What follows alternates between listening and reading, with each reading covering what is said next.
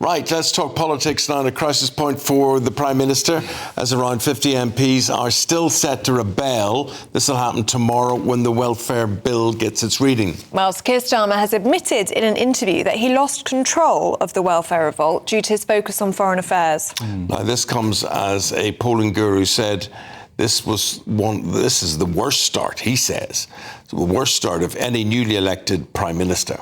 So, is it only a matter of time before the Deputy Prime Minister, Angela Rayner, makes her bid to take the top spot? Well, we're joined in the studio now by our political editor, Christopher Hope, on all of this one. So this is quite serious then, isn't it? It really is not where we thought they'd be, this government. Can you believe it? I mean, on Friday, they marked this one-year anniversary of this landslide win last year. And now look where he is. He's facing maybe 40 or 50 Labour MPs voting against the government tomorrow on the second reading. But Chris, I'll just interrupt you here and say, how has he got it so wrong on so many issues? He's been focused on different things. He lacks some political touch, I think. But what he lacks the touch is showing it's a socialist government. That's people don't expect him to get rid of heating allowances and disability benefits and all sorts of things and hitting the farmers hard and whatever. And the irony is, of course, you've got Reform UK saying, well, lift the two-child benefit cap, one thing which Labour won't do. And that's what's so discombobulating, I think, for the two main parties. But yeah, I mean, today we're going to hear the detail of this U-turn announced in that midnight letter last Thursday night by Liz Kendall. She's the Welfare Secretary. £5 billion of cuts it was last Wednesday. Now it's £2 billion of cuts. And will it be £0 billion of cuts once Stephen Timms, who's the Pension Secretary, Pension Minister, when he does his review into it? We know the benefits bill is too big. It's going towards £100 billion by the end of this decade. People have to work. They have to get out there and work. They're not working. They're being rewarded for not working. A quarter of young working age people are not working. Why is this happening? They need a bit of stick to work, I think. Everyone thinks. The polls think.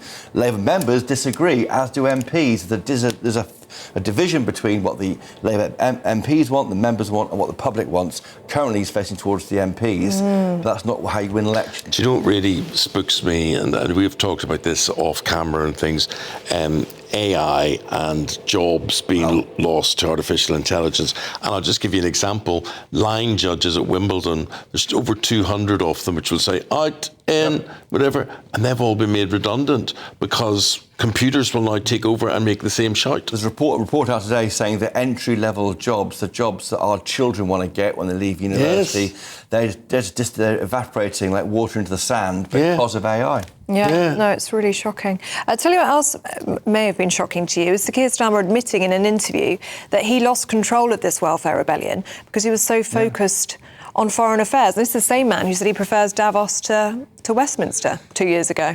I mean, should we be surprised? He told that to a kind of a friendly podcast back in January 23, I think it was. I mean, I think it's surprising that you have him saying that his team around him should make sure that in his red box of papers that the important stuff's at the top. So even if you're in, as I was lucky enough to be with him in the G7 in the Rocky Mountains, at the top of his in tray is things he'll think about. But to say in that press conference at NATO last week, it's all noises off. When we're back here doing the numbers saying it's not noises off, Keir, you've got 126 of your own MPs, that's probably half of the people who could be signing up this amendment because the balance are in the government, they can't do it.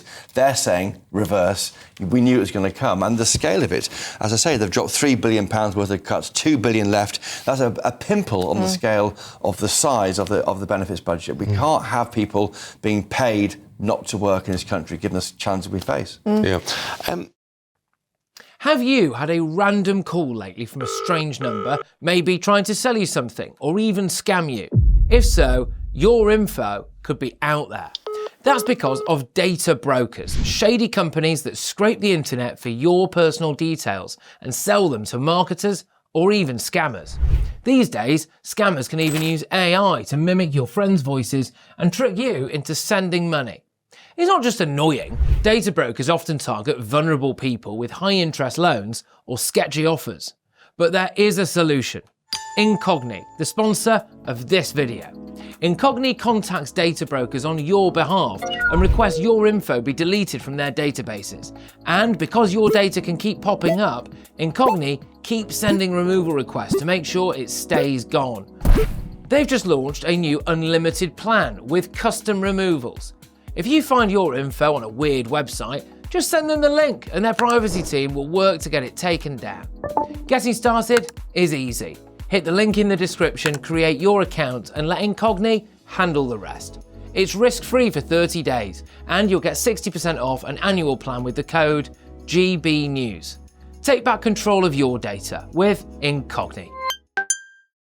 Chris, that G7 summit that you were talking about there, I'm hearing different things about Trump as to why President Trump left that meeting. He said he wasn't being listened to, he's being disrespected, and, initially we were supposed to think Iran was a big problem and he was going to look after that. Have you heard anything, or...?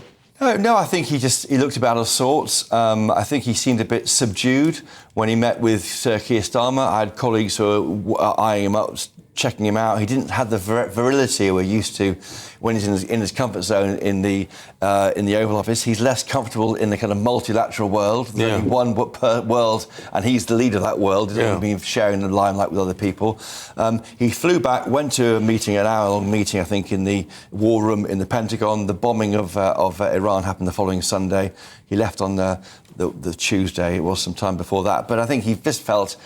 I've done my bit with Keir Starmer, and Keir Starmer had a good session. He got small boats discussed on the world stage by everybody at the G7. That's a big thing for him.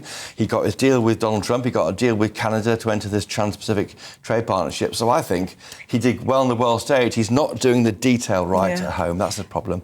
What did you make of Professor John Curtis, who's a really respected pollster in this country, saying that Keir Starmer has had the weakest start of any Prime Minister in the past 100 years? And he added Labour or Conservative. Yes. That line wasn't about any political party. He's saying this is a complete disaster. And I think he's right. They are doing some good things, the Labour government. They are tipping money into the NHS. That polls very, very well. They are trying to do their own way of tackling the small boats crisis, which will be probably 50,000 crossing this year, an extraordinary number, and then falling perhaps in the future as France starts to help out.